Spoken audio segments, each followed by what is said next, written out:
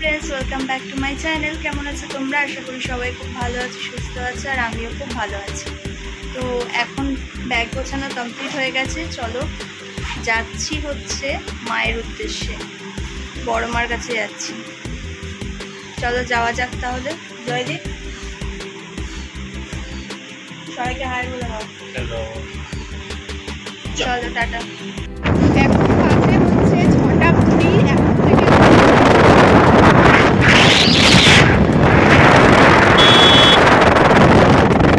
পৌঁছেনি, তারপর আবার এখন বাজে 7টা 52। আমরা প্রায় নৈহাটি স্টেশনের সামনে। এখন আর মিনিমাম 2 থেকে 3 মিনিট ম্যাক্সিমাম পৌঁছে যাবো।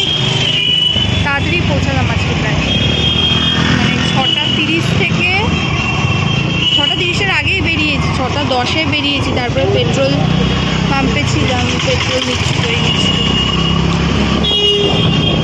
তো 6টা 30 থেকে Turn right onto Jan Mohammed Ghat Road. আর এখন বাজে হচ্ছে 7টা 52।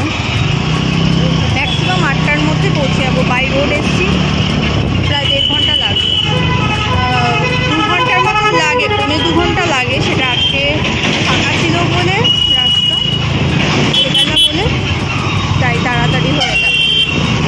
চলো যাওয়া যাক।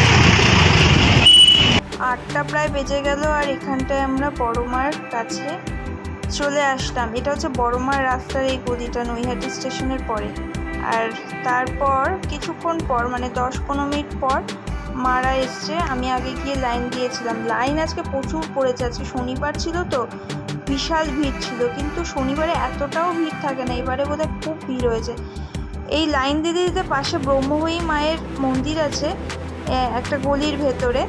তো এই মন্দিরেও আজকে গিয়েছিলাম। প্রত্যেকবার যাওয়া হয়, কিন্তু ব্রহ্মময়ী মার মন্দিরে যাওয়া হয় না, কোনোবারই যাইনি। তো এই দেখো মা ব্রহ্মময়ী। আর এখানটায় কিন্তু শিবেরও মন্দির আছে। এই দেখো ভোলা বাবা, ভোলা বাবা শিবের মন্দির, এও দর্শন পেয়ে গেলাম।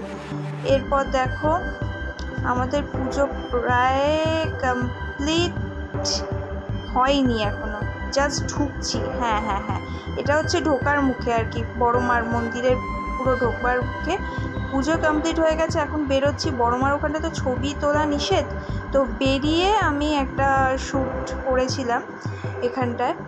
তো বড় মার মন্দির থেকে বেরোনোর পর একটা ছবি তুলে নিয়েছি। দীর্ঘ প্রতীক্ষার পর পুজো শেষ হলো।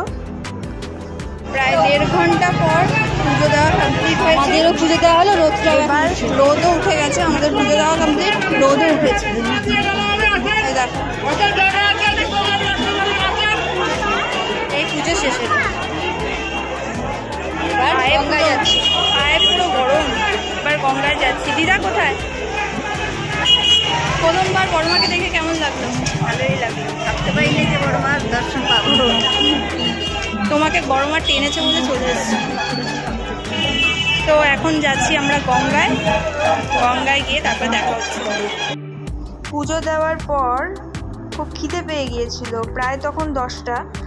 তো এখানটা কচুরি বিক্রি করছিল, 5টা কচুরি 20 টাকা। তো 5টা কচুরি 20 টাকা। আমরা সবাই মিলে কচুরি খেয়ে তারপর একটু গঙ্গার দর্শন করতে আসলাম। গঙ্গার দর্শন করে এবার ফিরছি। এটা মামার বাইকে ছিলাম আমি আর দিদা, আর মা ছিল জয়দীপের বাইকে। চলে এসেছি মামার বাড়িতে। বিশাল গরম পড়েছে আজকে, সত্যি মানে এত গরম কি বলবো। আর এদিকে মামার বাড়িতে আবার নতুন ঘর হচ্ছে, সেই ঘরটাই আগে দেখতে এলাম। চলে এসেছি, আর এখন খাচ্ছি আলু সিদ্ধ, আলু ভাজা আর ভাত। চলো দুপুরবেলা খেতে বসেছে সবাই। দেখো পাট শাক করেছিল, টক ডাল করেছিল, ডালের বড়া দিয়ে আলু আর কাঁচকলার ঝোল ছিল, পটল ভাজা ছিল, পাট শাক ছিল, সঙ্গে গন্ধরাজ লেবু। আজকে যা খাবারটা হয়েছে না, এই সিম্পল খাবার খেতে কিন্তু সত্যি খুব ভালো লাগে। তোমাদের কাদের কাদের ভালো লাগে সিম্পল খাবার খেতে? এই গরমে এরম ধরনের খাবার খাওয়াটাই উচিত। মাছ মাংস ডিম সারাক্ষণ খেতে খেতে যেন মুখটা যেন কেমন হয়ে গেছে।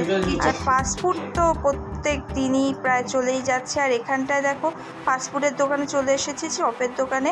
আমরা ভাই বোন মিলে সবাই এসেছিলাম। আর এখানটায় চিকেন পকোড়া নিয়ে নিয়েছি, ডিমের চপ নিয়ে নিয়েছি, খেয়ে নিচ্ছি। আর এখানটা চিকেন পকোড়া মাত্র 2 টাকা জানো, আর ডিমের চপ 5 টাকা করে। তারপর বাড়ির জন্য জিলিপি নিতে এসেছিলাম বাজারে।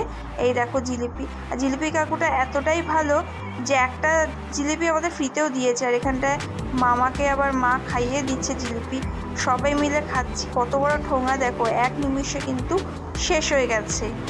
আর এখানে মিষ্টি কিন্তু খুব ভালো, ওই কল্যাণী কাঁচরাপাড়া এখানটা মিষ্টি খুব ভালো। যারা যারা এখানটায় থাকো তারা জানবে। আর আমার তো এখানে মামার বাড়ি, তো আমরা সবাই জানি। আমরা এখানটায় সন্ধেবেলা এত সুন্দর হাওয়া দিচ্ছিল, তো এখানটায় রাস্তায় বসেছিলাম চেয়ার নিয়ে, মশার কামড়ও খাচ্ছিলাম, হাওয়াও খাচ্ছিলাম। এখানে এত ছোট ছোট মশা যে কি বলবো। এইভাবে আজকে দিনটা গেল। দেখা হচ্ছে নেক্সট ব্লগে, বাই।